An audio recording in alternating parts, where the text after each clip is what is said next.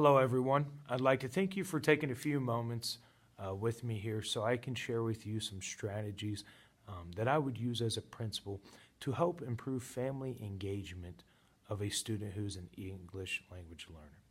First and foremost, the first strategy that I would implement is by making personal phone calls or sending home surveys to that family. I would make those phone calls and send those surveys in hopes to gather as much information and data as I can about the child and the family. With that data that I would gather, I would provide that information to my staff. And a reason for this would be, I think it would allow us to be able to create an individualized educational plan for that specific child so they can be successful here at our Cannon Butler Middle School. As well as sharing that data, I think the teachers can use that within their daily instruction. The last thing we want an English language learner to feel is frustrated while they communicate with not only the staff but the students. So if we can gather data and information about what words and phrases that the child likes to use when maybe they're happy or sad or frustrated, it will allow our staff to be able to communicate with that child at a higher and more effective rate. At our Cannon, we currently don't have any ELL students, and we typically do not. Our diversity rate is extremely low. And for that, I would want to reach out to that family as much as possible. I think that family is going to be our support system. I would expect my staff and myself, in good times or bad, to be able to reach out to the family and ask them personally, what are some strategies, ideas, techniques they use at home to help that child? If we can't build that positive relationship, then the family will not be acceptive of our phone calls and for our questions and concerns.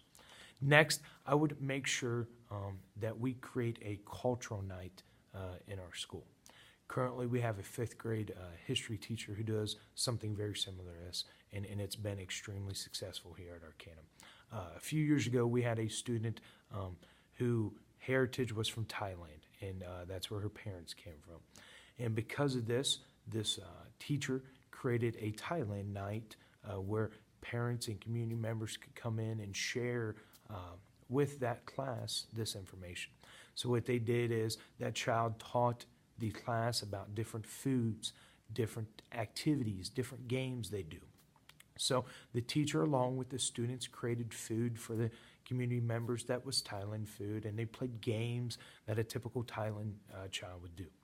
Not only did the community love this, but it gave that child a sense of purpose and pride, which they should.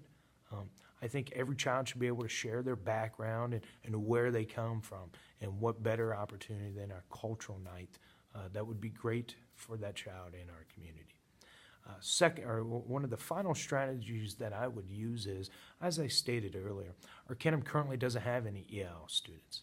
And because of this, I think it's important that we reach out to a larger district within the Dayton area that has the privilege to deal with these students on a daily basis.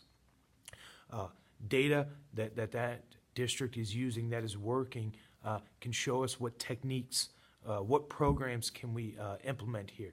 Obviously, we are a one-to-one district, so what technology, applications, programs can we purchase that is proven to work? If we're dealing with one English language learner, it would be challenging for a district to spend hundreds of thousands of dollars in technology and different things to see what would work. So let's reach out to those large districts and gather that information where they can share with us, these techniques and these applications work. That way we can purchase those things to help this child. While we, implement this action plan, I think we got to be very aware and conscious that there's a lot of tasks and challenges that we're going to run into. First and foremost is that financial piece. With dealing with one child out of a district of 1,000, it's going to be hard to get a lot of financial resources. So we got to reach out to those districts and gather information before we go spend money. Next, I think we got to understand that our staff, we currently don't have the resources in place now or the knowledge, the understanding, the education as an overall staff to be able to help that child.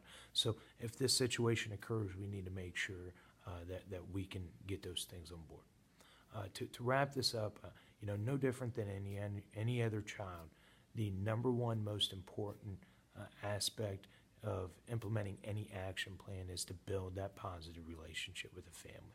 If we can do that from the get-go, we will have the ability at any time to call home and get help from mom and dad so we can provide the best education we can.